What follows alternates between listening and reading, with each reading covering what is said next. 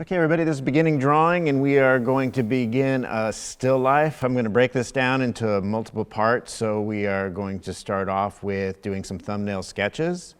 I'm going to start by using a viewfinder, and I'm going to be looking through the viewfinder to help me select compositions. And then I'm going to be putting those down on the paper, and you will be watching me do that. And then we are going to expand our thumbnails into larger drawings. And we will do a cross contour version, and then we will do a value version. So it's kind of what you're seeing back here. Okay, so starting off with the thumbnails, I like to have people do 3 to 4 thumbnails, thumbnail compositions, and then decide on which is going to be the best possibility for the drawing that they're going to be spending all the time on. If you only do one thumbnail, chances are that composition isn't going to be as interesting as might be possible, although sometimes you do start with that first thumbnail as the best one. But it's best to have a bunch of them that you can then decide which is going to be the optimal composition. Okay, you can have both a horizontal, vertical composition. The thing that you need to understand about the thumbnail is that it's got to be proportionate to the paper you're ultimately going to be drawing on.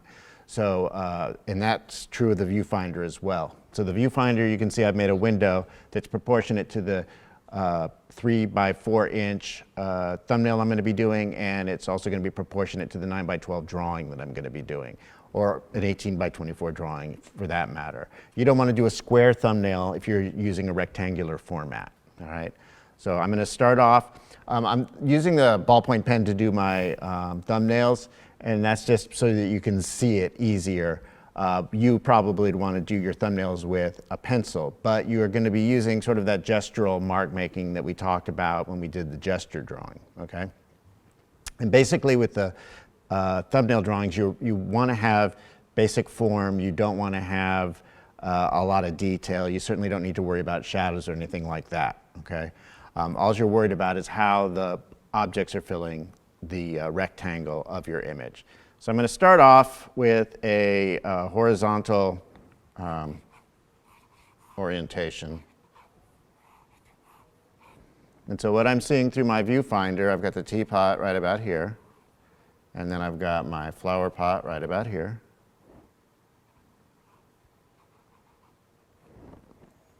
Notice how I'm just using basic form to start.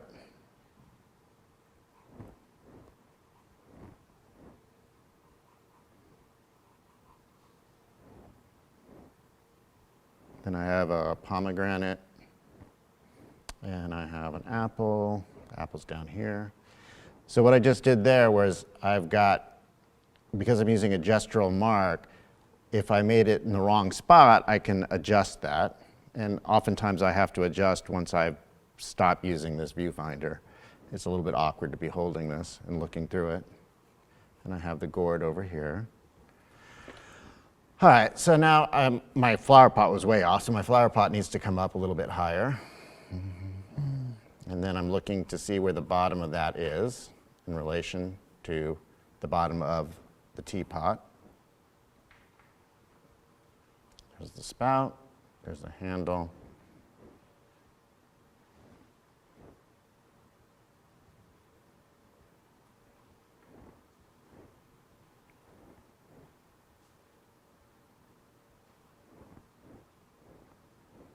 A little bit more space here, so this is getting cropped off. What we're looking for with our composition is we want to get a balanced composition, okay? So what that means is visual weight. You want to balance the visual weight of the composition. You don't want to have something right directly in the middle, you know, making it like that. You want to have weight and counterweight. So it's basically, in this case, we're using an asymmetrically balanced composition. If you had the object right in the middle, that would be a symmetrically balanced composition. So I have now a horizontal composition, and now I'm going to look to see if I can find maybe a vertical composition. As long as this is proportionate, the rectangle, I don't really need to worry about, you know, the actual dimensions of this as far as the inches go. In my class, I had you guys making a 3 by 4 inch thumbnail. But that is, it could be anything as long as it's proportionate. Let's see, what would be good?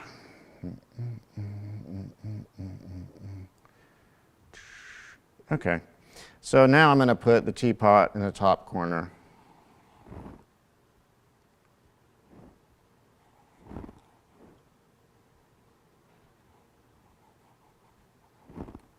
I have the pomegranate here, and then I'm going to have my gourd here, pear here, have another pear over here.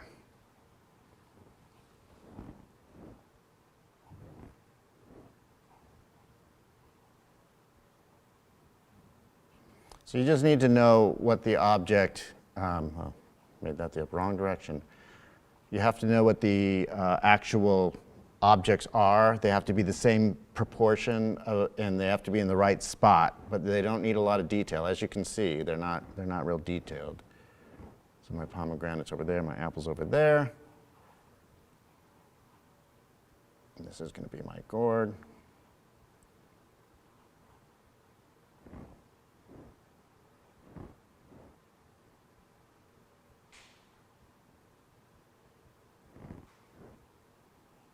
This is my other pear. What I'm looking for in a composition is that, again, that asymmetrical balance, but I'm also not wanting to make my objects too small in a big, vast space. So we're talking about maybe a 50-50 object space to negative space being the spaces in between, okay? All right, so I've got two compositions here, and I'm going to select this one is the one that I'm going to want to blow up to my 9 by 12, okay? So the 9 by 12 is going to be on this on the next page, and I'm going to be using pencil for that, and I'm going to show you how to check for proportion and make sure everything is the right size in relation to everything else. The viewfinder is really only good for figuring out what your composition is going to be. It's not really a good tool to figure out proportion, okay? So what we're going to do is we're going to look at this thumbnail, and we are going to then transfer that on to the 9 by 12, okay? So that will be the next thing.